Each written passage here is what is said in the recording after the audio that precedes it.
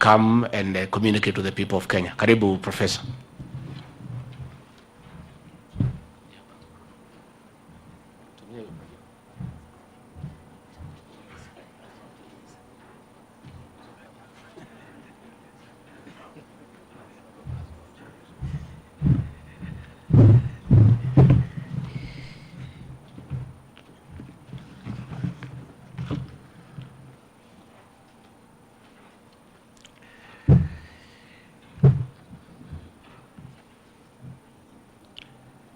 Thank you very much, Your Excellency Gachagua, Deputy President of the Republic of Kenya. My colleagues from the Cabinet, Attorney General Justin Muturi, and my sister, Cabinet Secretary Rebecca Miano, and all the senior officers present here from all ranks, PSs, Inspector General of Police, the DIGs, RCs, county commissioners, and the rest of the senior officers present here. Your Excellency, sir, mine is to communicate the decision of the government of Kenya to notify the people of Kenya of government action aimed at eradicating illicit brews, drugs, and substance abuse in the country. His Excellency Dr. William Ruto, the President, among other things, was elected on the premise of restoring the dignity to the people of Kenya, especially those at the bottom of the socio-economic pyramid. To do so, the President identified key areas that require radical legal, policy, administrative, and operational reforms. Illicit brews, drugs, and substance abuse, majorly among teenagers, the youth, and even the elderly, are not only a grave social concern, but is now an existential threat to the well-being and sustainable future of our country. These brews, drugs, and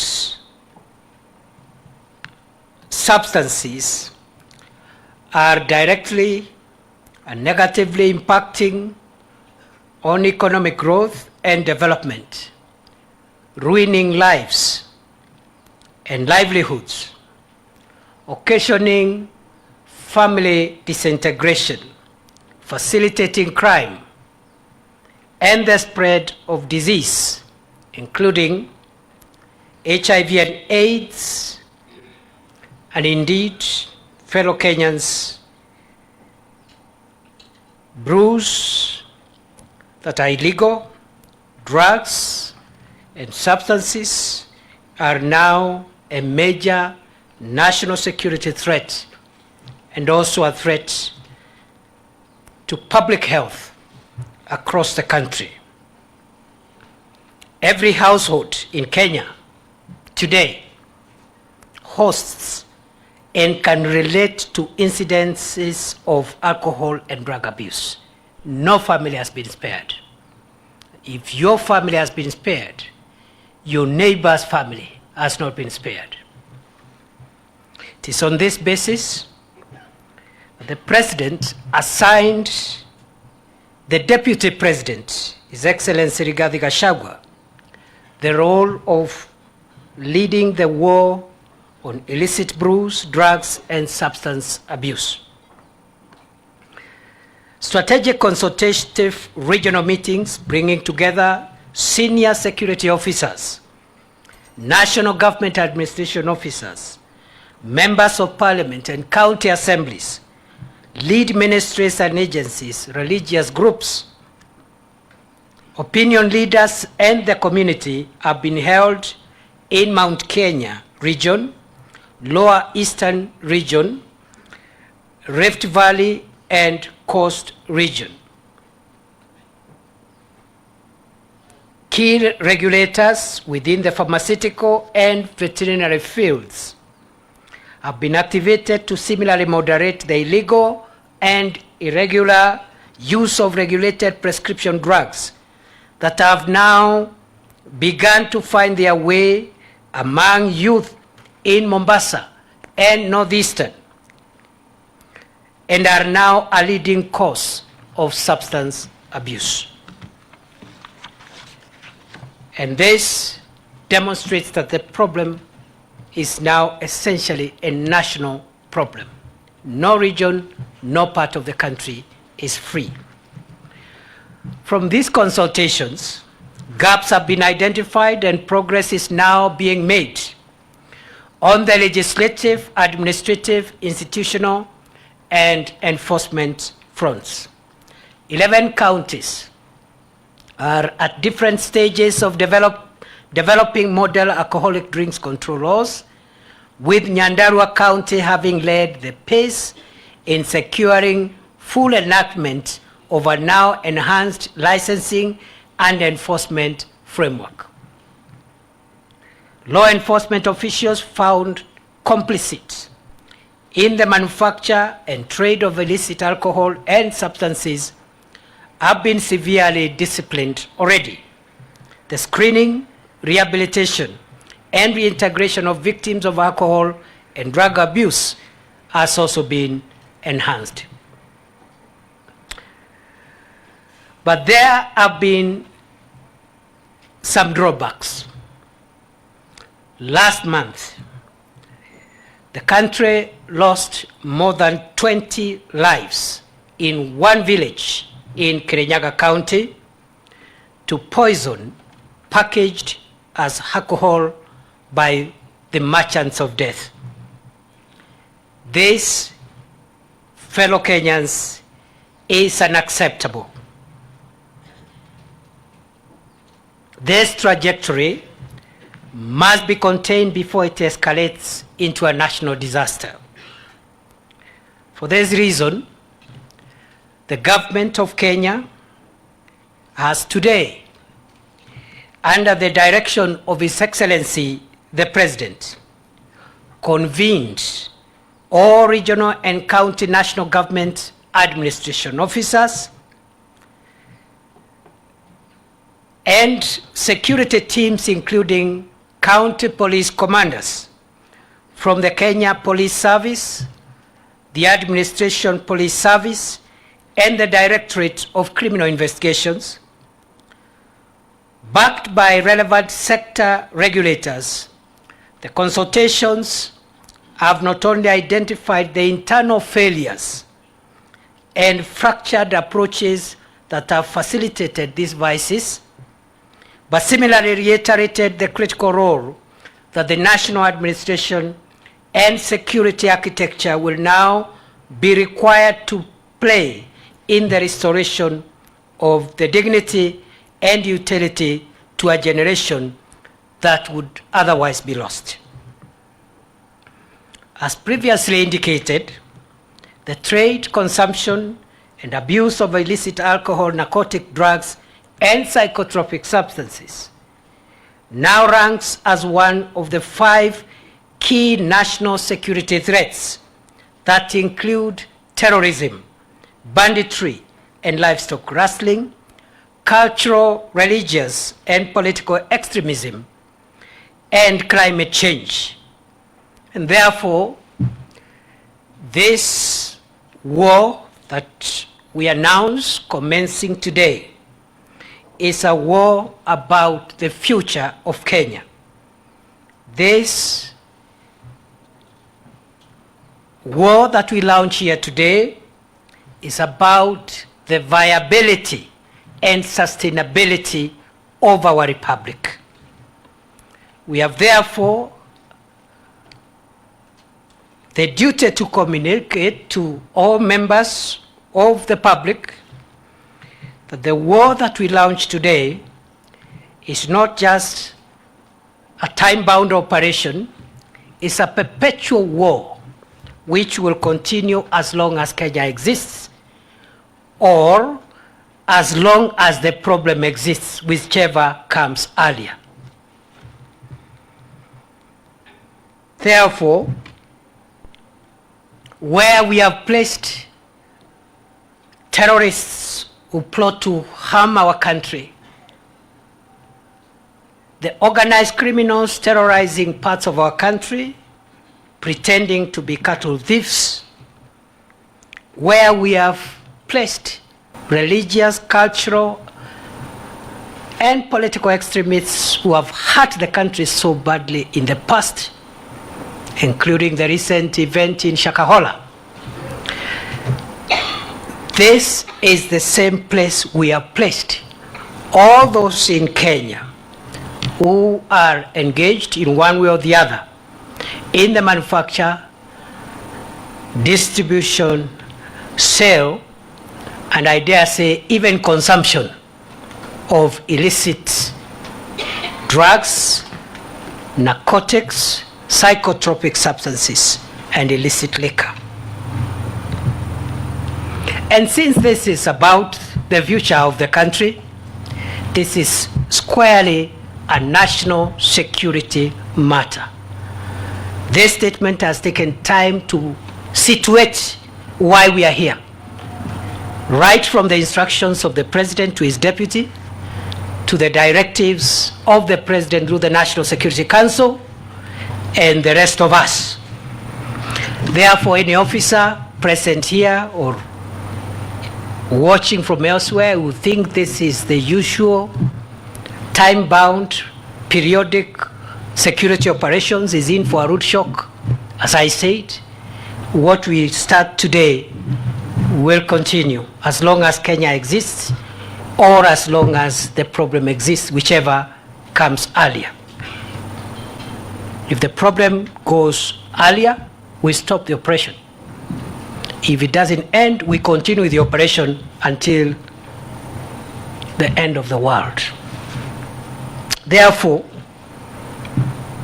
the government has adopted a national security posture in the management of this scourge. And by this, it must be clarified that as a national security threat, politics, culture, religion, and other antecedents that always cloud our national conversations are removed from this matter. It is purely a law enforcement matter. It's not political, it's not ethnic, it's not religious, it has nothing to do even with the economics of our country. And some of the measures, you will understand, are measures that will include government losing revenue, if that will help us save the nation. In that regard, I am authorized to announce the following measures that will guide this very critical national survival exercise.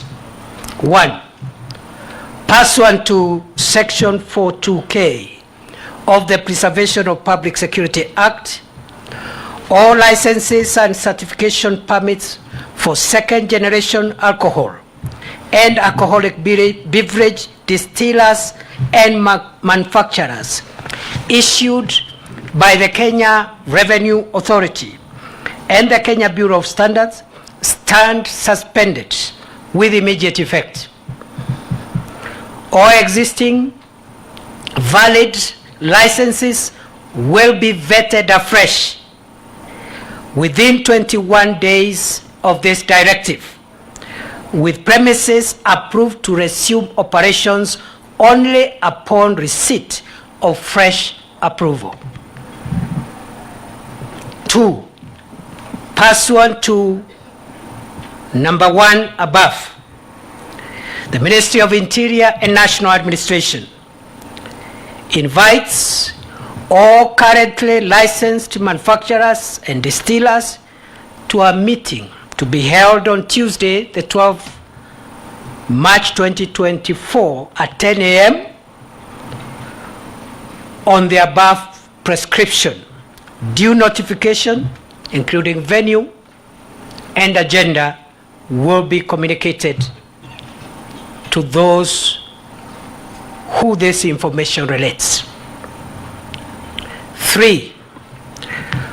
Fresh license applications shall require manufacturers to have quality control laboratories installed with gas chromatography, with flame ionization detectors, and this must be operated by competent laboratory analysts and tests incoming raw materials and finished products before releasing them to the market. The laboratories should register with a provider of inter-laboratory comparison and submit their quality control results to the Kenya Bureau of Standards on monthly basis. For the avoidance of doubt, fresh license applications shall require manufacturers to have quality control laboratories installed with gas chromatography with flame ionization detectors. Number 4, all alcohol manufacturers shall henceforth establish and document all traders in their distribution chain and have procedures for ensuring full traceability from factory to the consumer of alcoholic products manufactured for sale. All alcoholic products shall include traceability information, including manufacturer details, location, ingredients, and content. Number 5, the Kenya Bureau of Standards shall ensure that within 45 days, all industrial ethanol is denatured or marked with a denaturing agent known as denatonium benzoate to prevent diversion and or the accidental use of industrial ethanol in alcohol manufacture. Number 6, any licenses currently issued to bars and other outlets, premises by county governments that are contrary to the provisions of the Alcoholic Drinks and Control Act, especially as relates to licensing premises within residential areas and around basic educational institutions, are declared null and void.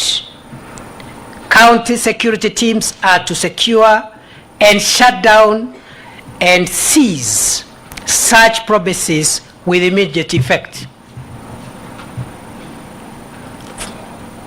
The licenses that have been issued contrary to the Alcoholic Drinks Control Act, which is national legislation, which supersedes county legislation.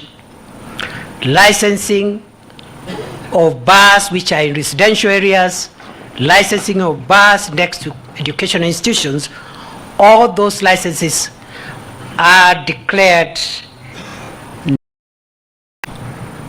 and county security teams across the country must enforce the law that I have just cited with immediate effect. Number 7, no bars or alcoholic outlets shall be allowed to operate beyond the stipulated operation hours as provided for in Article 34 of the Alcoholic Drinks Control Act, failure to which the operator shall be fined or imprisoned as provided by law, and all the drinks and related accessories in the premises will be forfeited with accompanying licenses being revoked. I also need to clarify that the government has also engaged with the Director of Public Prosecutions and also other stakeholders, including the judiciary, all stakeholders in the administration of justice. And one of the results of that engagement is that the Director of Public Prosecutions has assured the country that his office will be going for auxiliary orders against those who perpetuate the vice of either manufacture, transportation, distribution, sale of alcohol. And those auxiliary orders, which are already provided in law, include forfeiture of any motor vehicle that is transporting narcotics or other illicit substances, that those vehicles be forfeited to the state, and also forfeiture of premises that are used to store merchandise, which falls in the category of our discussion this morning. And number 7, just to clarify that we must respect the laws that exist on hours when bars can be open. And if the hours when bars can be open are provided by law, it therefore means those are the same hours that the people of Kenya can enjoy their leisure in taking alcohol.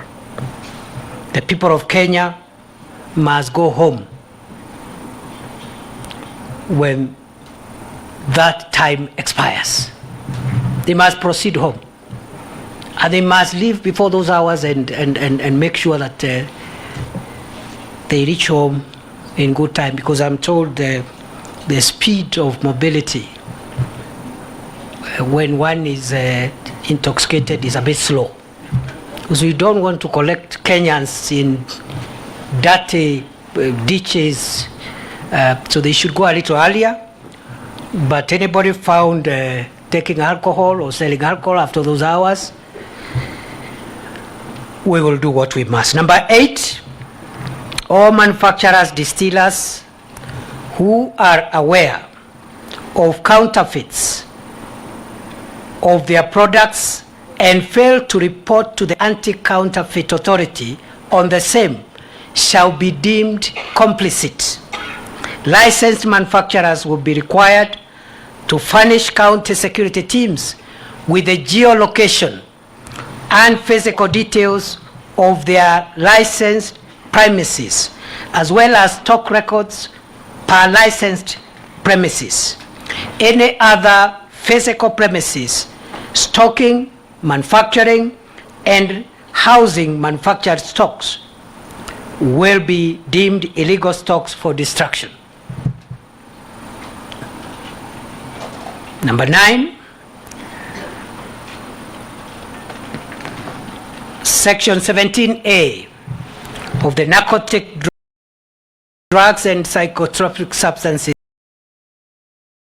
stipulates that a law enforcement officer or public officer who aids and abets any offense under the Act, including concealing the commission of any offense and collusion, shall be liable to punishment. In this regard, officers abetting, concealing, or colluding with any person to commit an offense under the Alcoholic Drinks Act or even under the Narcotic Drugs and Psychotropic Substances Act shall be liable in accordance with the law. The policy has also been given that no person who undermines the interests of our national security will be transferred. No officer will be transferred if they are culpable of undermining our national security interests. We'll find a way of expediting your removal from service in the shortest time possible. And the other things we can discuss, including if you take us to court, we know what to do when you take us to court, and we are patient enough to wait for hearings and appeal until the Supreme Court. By that time, Kenya will be on the move.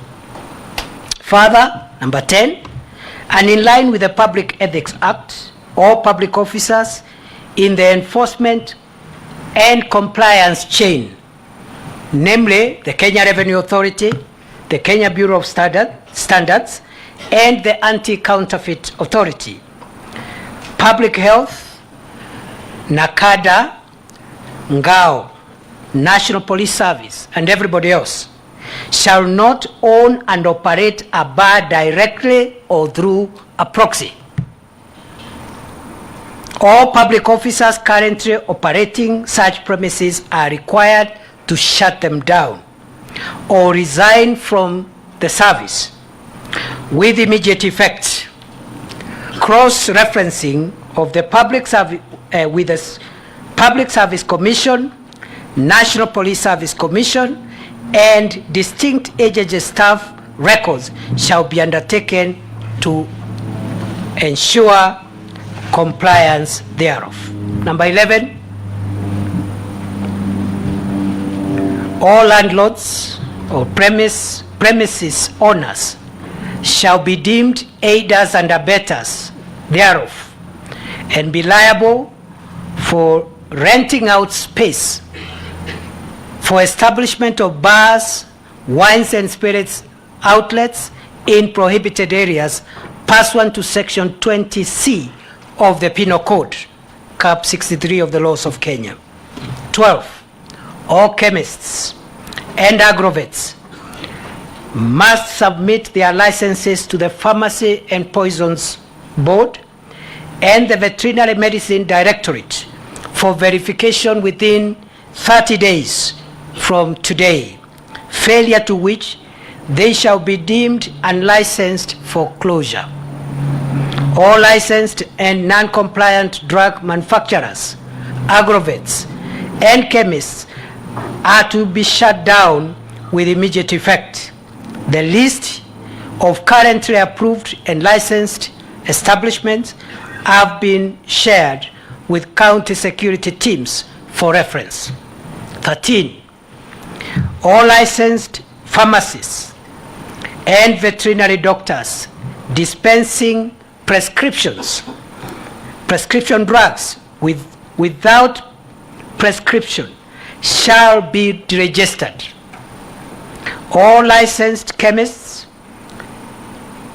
or pharmacists and agrovets, when issuing prescription drugs, shall mandatorily issue a certification of the issuing chemist or agrovet's name and license number of the issuing officer for purposes of tracing or traceability.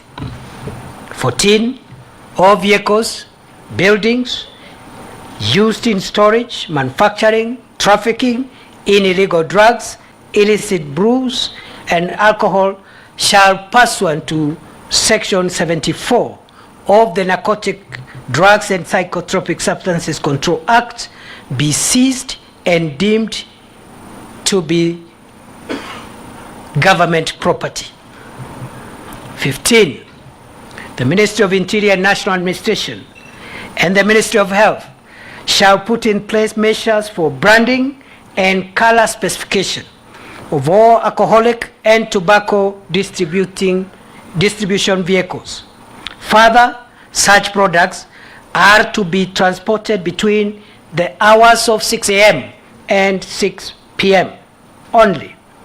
The guidelines to be issued within 14 days from this directive, with manufacturers expected to secure full implementation within 45 days. 16, a multi-stakeholder approach has been instituted to strengthen surveillance, enforcement, and compliance at all levels, led by the national government administrative officers who are the chairpersons of the security and intelligence committees in their various jurisdictions. 17.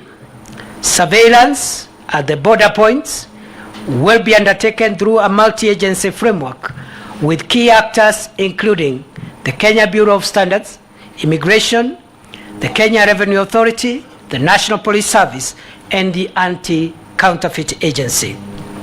18. To enforce compliance on package or packaging according to the Alcoholic Drinks Control Act, the Kenya Bureau of Standards shall within 60 days from the date hereof review the guidelines on the minimum quantity of alcoholic drinks to enhance the same from 250 milliliters to 750 milliliters or higher. 19. All enforcement agencies shall undertake integrity vetting of all officers manning our border points, highways, and regional offices.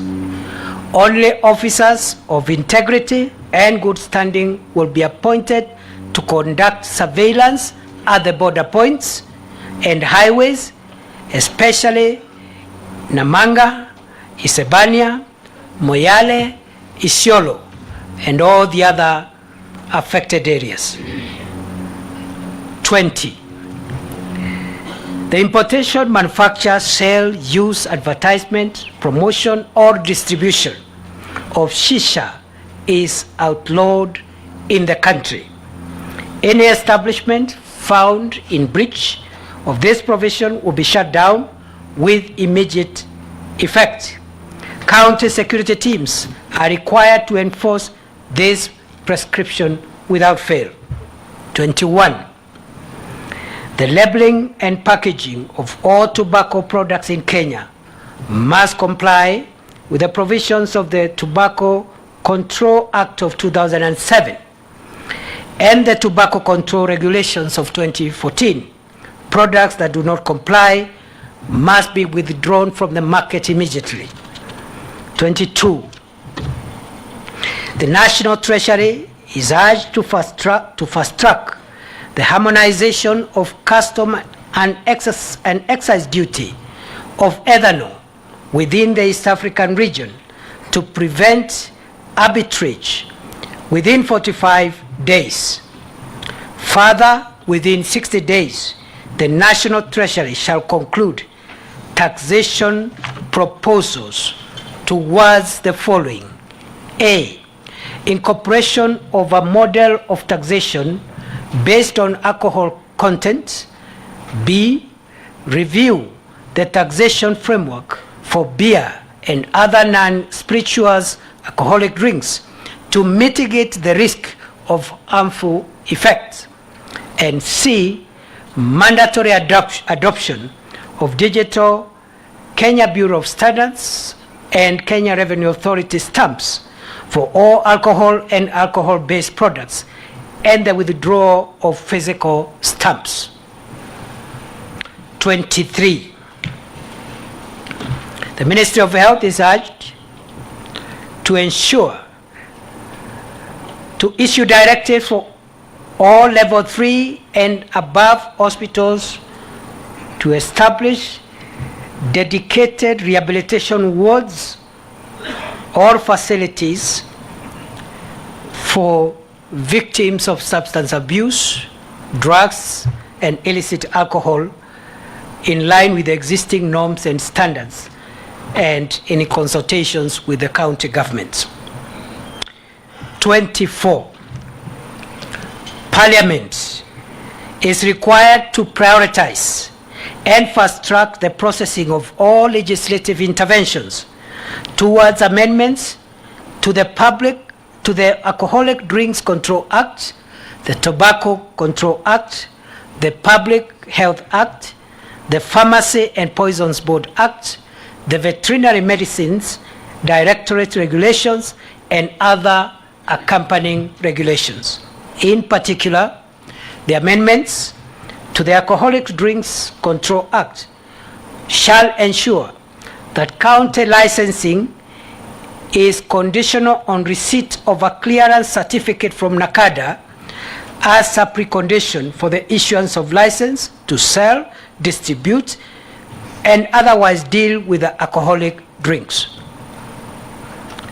25. All county security committees have received the existing approved and licensed lists of manufacturers, distillers, pharmacists, and agrovets. The committees are hereby directed to shut down and destroy all illicit manufacturing installations, distilleries, agrovets, and chemists not within the approved list of licensed enterprises within 10 days of this directive.